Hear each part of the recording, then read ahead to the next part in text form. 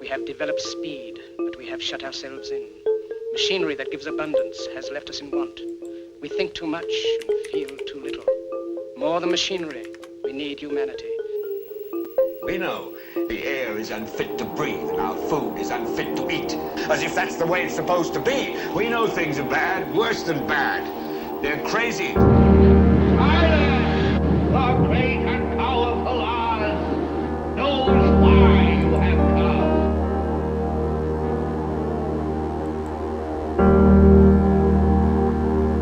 You've got to say, I'm a human being. God damn it. My life has value. You have meddled with the primal forces of nature. Don't give yourselves to brutes, men who despise you, enslave you, who regiment your lives, tell you what to do, what to think, or what to feel, who drill you, diet you, treat you like cattle, use you as cannon fodder. Don't give yourselves to these unnatural men with machine minds and machine hearts.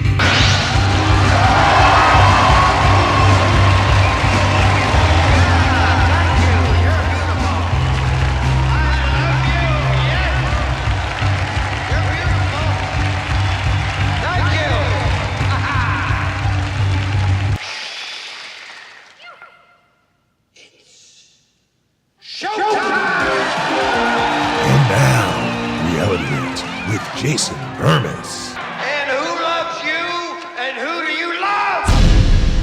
Hey everybody, Jason Bermas here, and I'm just asking questions, and today we're going to be asking some big questions about biometric harnessing of a person's information in exchange for digital verification, essentially blockchain people. Now, I've played the World Economic Forum clip of their blockchain refugee camps, and in some ways, that's actually going to integrate into this a little bit. We're not going to play that again, but essentially, they were utilizing biometrics to take in refugees. They have them in the camp. This decides when they get to eat, where they get to sleep, where they get to work, etc.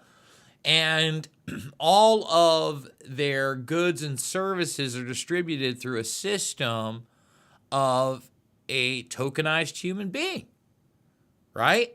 And it's through the IMF, and it works out all these different charges and fees, and it's just so darn efficient, right? Now, we've talked about Worldcoin and Sam Altman in the past. Sam Altman, most people know him for OpenAI. We discussed the launch. We showed people waiting around the block. We showed different areas around the world, including under the World Trade Center in New York City, where you can actually scan your eyes, your face, and guess what? You get some world coinage, and then as you interact with the Worldcoin, you get one like a month. And then, of course, the harnesser of your biometric information. We got some tongue-in-cheek stuff today. They get paid as well. And there also breeds a bunch of the corruption. Because the real reason I ended up doing this video is the fact that now Worldcoin is claiming 10 million users. But earlier today, the Mario Nafal Twitter account, it had tweeted something about Portugal banning iris scans. And it turned out that story is like 10 months old. I'd covered it in the past. We're going to cover it again today along with some other ones. But it got me on a kick, and it just goes to show that no matter what the pushback is, the agenda pushes forward. They got 10 million users. Now, whenever you financially incentivize anything like this, okay, you're going to get corruption. Now, we have a CNBC piece that actually is very good. It's from like over a year ago, and it illustrates some of the corruption. Then we're going to get into another story where basically organized crimes, Chechen gangs, again, we have to understand that people still get trafficked throughout the world. I know it's an uncomfortable topic, but it's a real thing, and organized crime is real. So these Chechen gangs, because they wanted to get paid, they were forcing all sorts of different individuals, including refugees, to sign up for Worldcoin in one of their scams. And this article gets into violence and fist fights and all sorts of goodies. We're going to do a watch along with the CNBC piece, and we're going to talk about the 10 million users. Thumbs it up, subscribe, share, ring that bell. Again, we can't seem to grow on YouTube, but if you follow me on X, there's somewhere where, by doing these videos, maybe we can get like 10, 20 followers a day. I know, whoop-a-do, but we're doing it. And remember, I can't do it without you. The Buy Me a Coffee link is down below, along with others. $5, $10, $15 does mean the world to me. I want to shout out to Patty, who just made a donation. Again, could not do this without you guys. So let's start here. Portugal orders Sam Altman's Worldcoin to halt data collection. Now, there's a bunch of other places like Kenya that did this prior. Again, this is a 10-month-old article, but again, it got recycled online today.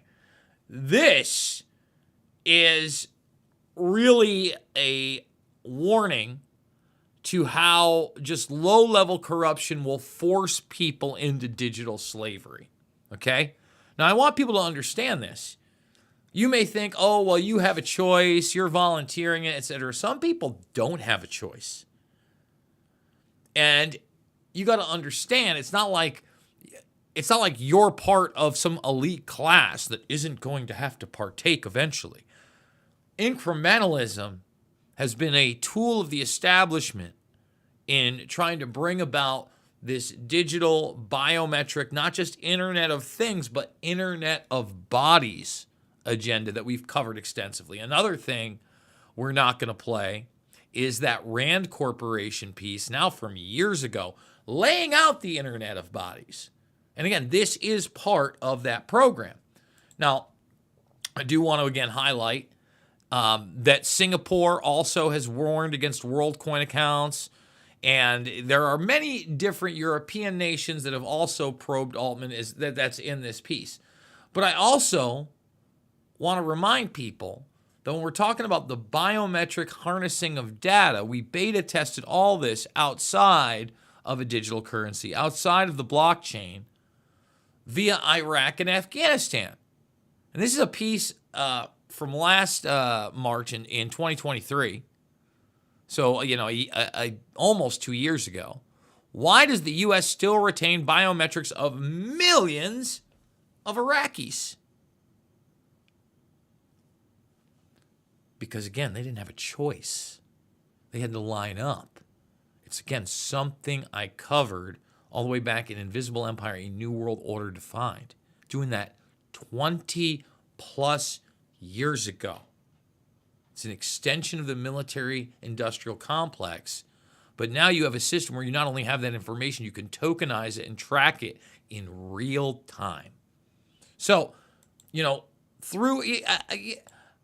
want to read some of this before I get into the 10 million and we actually watch this piece from CNBC, because this is a wild story, all right? In March, something strange happened at one of Worldcoin's eyeball scanning stations in Berlin. A 10-person brawl erupted. Chechen nationals, refugees, and security guards traded punches, leaving one guard with a bloody nose.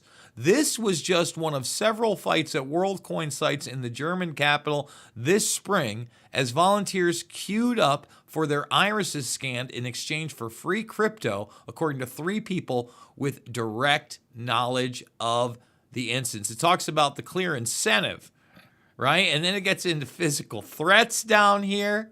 The staff of Worldcoin site got to know the group, who said they were from Chechnya, a war-torn part of Russia. They were aggressive. A few times I got physically threatened and yelled at in my face at one person who dealt with them. Tensions mounted as Worldcoin staff started screening signups. They suspected the Chechens were wrangling refugees to sign up for a scan, and that the crypto reward, according to the DL News. You see how this works? When they rejected 3 of the refugees from getting scanned, the Chechens refused to leave, and suddenly blows were exchanged. One antagonist threw a cafe chalkboard menu through the air as yelling filled the mall's courtyards, because these are all in like big public arenas. Okay, and again, not many people are talking about this issue that keeps pushing forward. Remember, Sam Altman got his first invite. He didn't go back-to-back years. We'll see if he gets invited again to Bilderberg. Right as OpenAI was starting to take off and GPT became, more and more of a staple and a consumer product. But look, this is today. So here's the deal. We talk about tomorrow's news today. We cover stuff no one covers for years in advance. And this should be a big story. I shouldn't have to come through this through a story that I posted from 10 months ago, which I'm glad I did because I found this world announces 10 million users verified on the World Network. Now, how many of those were slave wrangled in some kind of Chechen national scam? Who knows? Okay?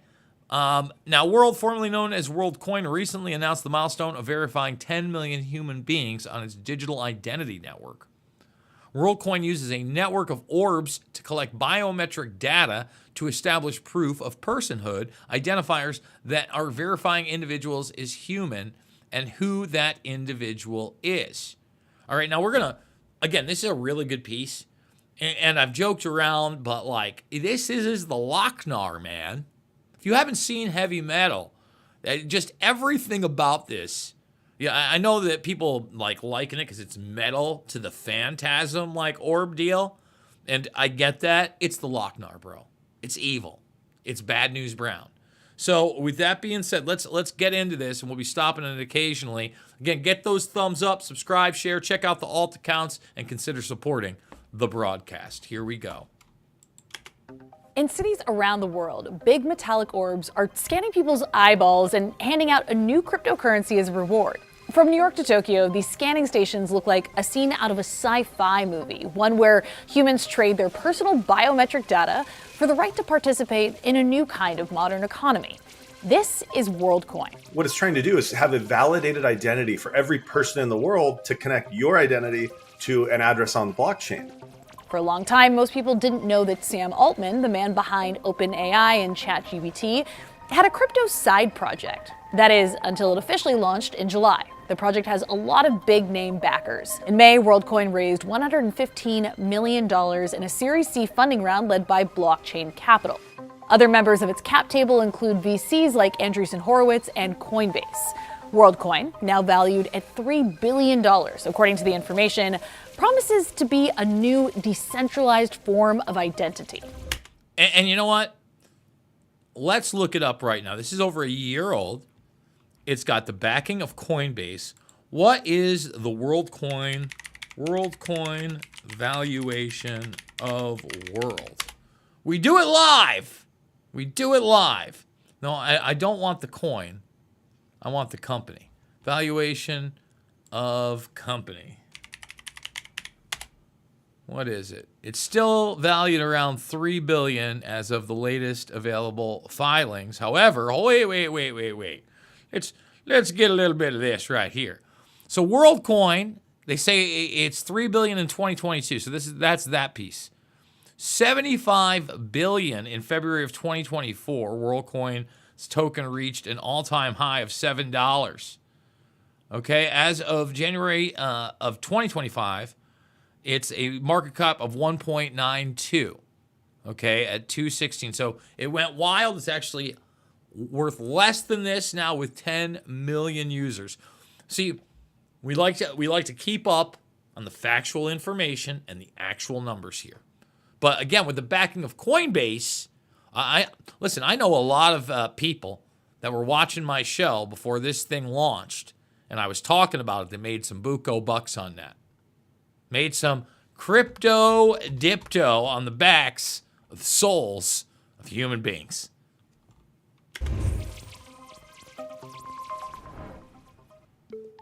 It's an NFT that's attached to you.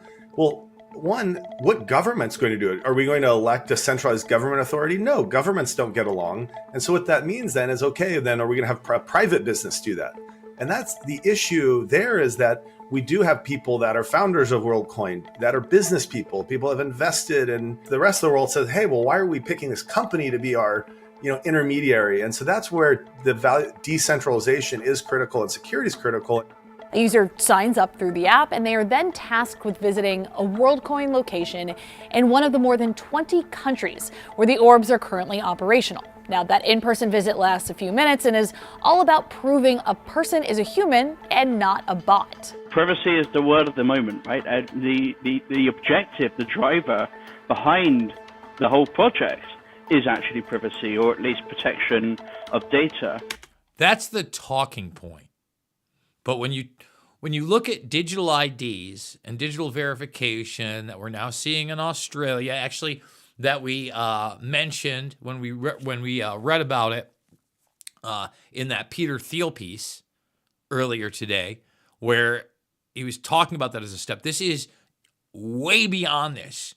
So the idea it's some kind of privacy. This gets into the Everything app, all right, and something like this is also integrated with a universal basic income, right? So when we talk about that World Economic Forum piece with refugee camps and the IMF, they also talk about universal basic income.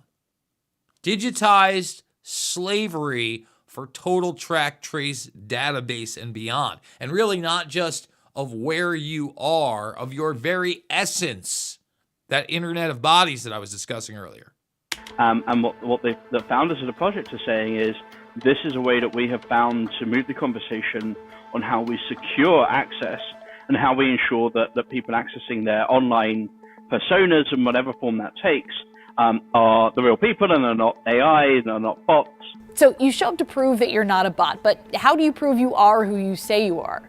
Well, by providing Worldcoin a scan of your iris using a proprietary technology Worldcoin built called the Orb. The process of collecting certain biometric data to confirm identity is similar in spirit to the scans that Clear does at the airport or even the Apple Face ID. Now with Worldcoin, that iris scan allows you to get a digital decentralized passport known as a World ID. To protect individual identities, Worldcoin says that it uses a cryptography-based privacy-preserving technique known as zero-knowledge proofs to separate the biometric data from the identifier itself. But in a world where tech companies constantly lose track or exploit people's data, skeptics aren't so sure. You know, I hate that she prefaced it with lose track of. I am glad that the next line was exploit people's data. All I can say to that is no shit, Sherlock. Of course. You know, once again, in my earlier video today, talking about the fact that you have all digital communications, all emails, all phone calls running off into the NSA through Norris Insight systems in the 90s. It's not just the government. It's not just companies. Often there is, again, that very fascistic combination of both. There are the plausible deniability cycles. And then you have the government programs where you have these people embedded in the organizations that they didn't shepherd and create or don't have the best contracts with, etc. Let's continue.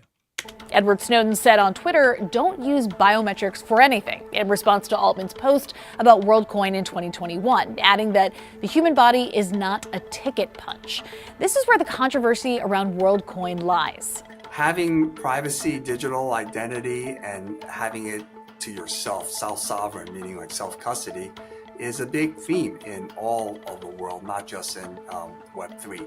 I think some of the criticism surrounding this is related to how the token was sold, and it was done overseas. Worldcoin says more than 2.2 million people have signed up so far, but the ambition is to ultimately span the entire globe while offering a couple other big perks along the way. Altman is... So again, I want to reiterate, this is over a year old, but despite the pace they're on, where again you have 10 million users at this point, probably because of the global legal battles, that's why you see a devaluation, not worth as much, etc. But if it's able to get beyond that, or you never know, because they will cut you out. And when I say they, I'm talking about the establishment. All right? Again, it was deep state versus deep state today, right? Peter Thiel's talking about taking down the deep state, dropping Jeffrey Epstein names. My goodness. My goodness. Give me a break. But when you look at this, all right, even if this project doesn't go through, smart contracts are here to stay. The Ethereum network is here to stay. Obviously, Bitcoin has exploded. And as those things have happened, altcoins have not had their gravy train with biscuit wheels again. They're a little bit more few and far between now because of regulation, and you wonder which winners and losers are really going to be picked out there. All right, let's continue on here. He's already talked about using WLD, the platform's native crypto token, as a way to create and distribute a universal basic income. And then there's the utility of a digital identity where a world ID could hypothetically be used to sign in to all websites without having to forfeit identifying information in the process, like a name or email, or be traceable by a government. So there it is again. Johnny nonsense, it's not traceable by government, period. Okay, especially with quantum computing, artificial intelligence, classified networks. But universal basic income gets dropped right there. And that's why this is actually a really good piece, because at least it's letting you know, even if it's in passing, what the actual agenda is, or total digital verification for all apps. Like, I want everybody to see, watch on my phone. See that? Watch this. Whoop-a-da-doo! No Locky, no Cody Locky, no iris scan Locky, no face scan Locky, no Locky for Jason. Open bookie. All right, but so many people have just handed over their thumbprint. Here, I got to see right, even right there. You can kind of see it on this case. It's got the biometric thumbprint reader. No thanks. No thanks, Hank. In June, for example, Okta gave users the option of logging in with their World ID. Now, that, of course, assumes that the privacy tech involving zero-knowledge proofs is correctly used to actually shield the biometric data that was captured to create the ID in the first place. And then there's the WLD token itself. The white paper says a total of 10 billion tokens will be released onto the market over the next 15 years. But in practice, the biggest incentive appears to be the $60 worth of WLD coin that is handed out to people outside the US who sign up for a World ID. That's also a big part of what's plagued the optics of the project. Muvia, who works in fraud prevention and customer security for crypto exchange Yellow Card, told me that he wasn't convinced when he read the Worldcoin white paper, so he steered clear of the project entirely. When I spoke to them, I was like, I asked them, okay, what does this do, and what do you mean I'm going to get like free world coins and I'm going to redeem them later? And I'm like, that's kind of suspicious. So like I went into a restaurant for like 3 hours and I went through like the white paper. When I continued to read all of that, I was like, this is seeming a bit too dystopian for me. So far, the Worldcoin scanning stations remain operational in Uganda. Kenneth was recruited to be what he calls a runner, one of the frontline staffers who's the face of Worldcoin on the ground. My job was I was a runner first. A runner is that front desk person that approaches people, the first face that people see about a project. Yeah, so we would stop people over in the shopping malls, the universities, in the walkways. You just stop someone, greet them, and ask for a few minutes of their time. And then once they give you those few minutes, you explain the project to them. Kenneth added that he's... So again, you have... Basically, we've all been in a shopping center or a mall, at least from my generation, and somebody's like, hey, we got a little, if you just take this, we got this for you, right? Those type of things. That's what this is. And that's the soft push. That's not the Chechen gang push that we were talking about. Paid a commission for everyone that he recruits. MIT Technology Review spoke to people who either worked for or on behalf of Worldcoin, had been scanned or were unsuccessfully recruited to participate in the project across 6 different countries. What they found? Wide gaps between Worldcoin's public messaging and what users experienced. In Sudan, for example, a former Worldcoin orb operator told the publication that instead of trying to, quote, explain the concept of digital currencies to people who don't even have an email address, they handed out AirPods as part of a contest giveaway. Does that sound familiar? Remember all the bribery during the COVID 1984 nightmare? Now, what she didn't read, there's the AirPods. Read the next line. In some cases, they also made payments to local government officials. Oh, what they were not providing was much information on their real intentions. You don't say. That initiative led to 20,000 signups. Governments around the world are taking note and taking action. Kenya's government has banned Worldcoin's tech altogether and raided their local offices in Nairobi, while France, Germany, and the UK have all announced inquiries into the business model, citing privacy concerns with highly sensitive user data like identity scans. We reached out to Worldcoin about the shutdown in Kenya, and a spokesperson said, quote, during the pause, the team will develop an onboarding program that encompasses more robust crowd control measures and work with local officials to increase understanding of the privacy measures and commitments Worldcoin implements, not just in Kenya, but everywhere. Corporate Johnny nonsense speak right there. All right? But again, since that piece, over 7.5 million more users, whether by force or volunteering, it's there. Folks, here's another issue. Not about left or right at all. Always about right and wrong. It's about the future push, the agenda of digitization, the future of freedom, the future of currency, etc. So if you like these videos, thumbs it up, subscribe, share, go check me out on the other platforms, and please consider buying me a coffee. $5, $10, $15. It really does mean the world to me. Thanks again to all of the big donors out there as well. There's some ways to donate below, but again, all the documentary films, they are free of charge. I want you to watch them and share them as well. Loose Change, Final Cut, Invisible Empire, A New World Order Defined, Shade the Motion Picture, and of course, Invisible Empire. Did I already say Invisible Empire, A New World Order Defined? Man, I must admit, I missed Fabled Enemies, didn't I? It's a little late on this one, guys. I love you, and we'll see you on the flip side, everybody.